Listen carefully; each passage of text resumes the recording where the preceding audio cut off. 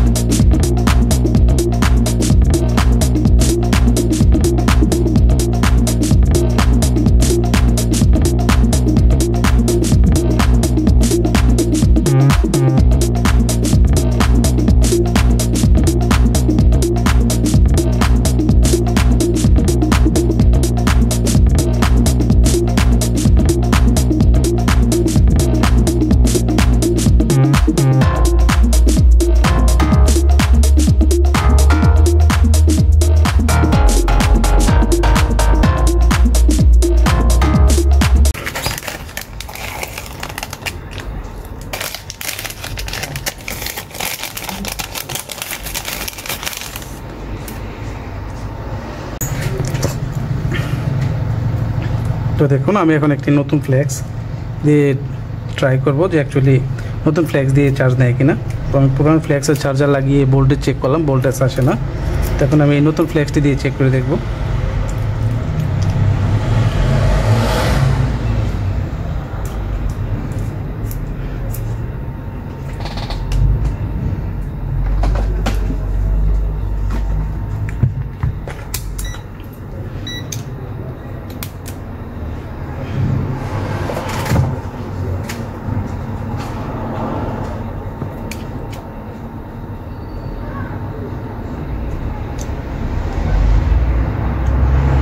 তো দেখতে পাচ্ছেন এটার মূলত প্রবলেমটি চার্জিং ফ্লেক্সেই। তো আমি যখনই নতুন চার্জিং ফ্লেক্স দিয়ে ট্রাই করছি তখন এখানে 3.6 ভোল্ট কিন্তু নিচ্ছে, আর যখনই পুরোটা দিয়ে ট্রাই করছি তখনই কিন্তু এখানে 0.900 এরকম শো করছে। তো মূলত এই চার্জিং ফ্লেক্সেই প্রবলেম। আমি এখানে এই চার্জিং ফ্লেক্সটি চেঞ্জ করে দেবো।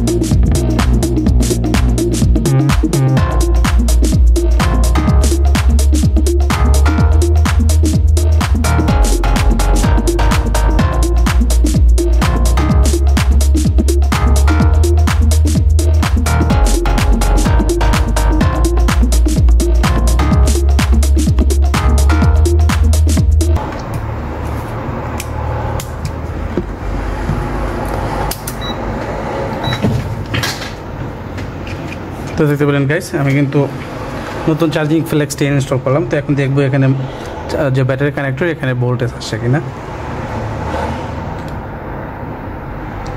তো দেখতে পেলেন আমি কিন্তু এখানে নতুন ফ্লেক্স ইনস্টল করার সাথে সাথেই 3.6 এম্পিয়ার চলে আসছে, তার মানে ব্যাটারিটা চার্জ হবে। তাহলে চলুন কমপ্লিট করি, এরপর দেখি।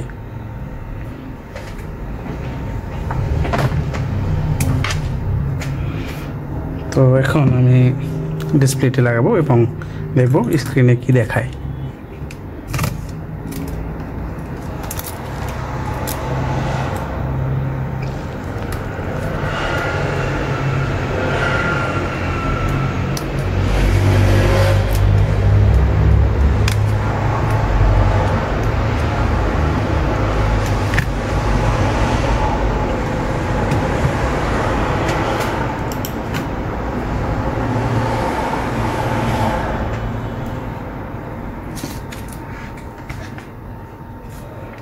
দেখতে পাচ্ছেন আমি এখানে চার্জার ইনজেক্ট করার সাথে সাথে কিন্তু এখানে 3 নম্বর পিনে 1.8 যে ভোল্টেজটা সেটা কিন্তু নিচ্ছে যে এম্পিয়ার, এবং ফোনটি কিন্তু অন হয়ে যাচ্ছে। আমরা একটু ওয়েট করব ফোনটা অন হওয়ার জন্য।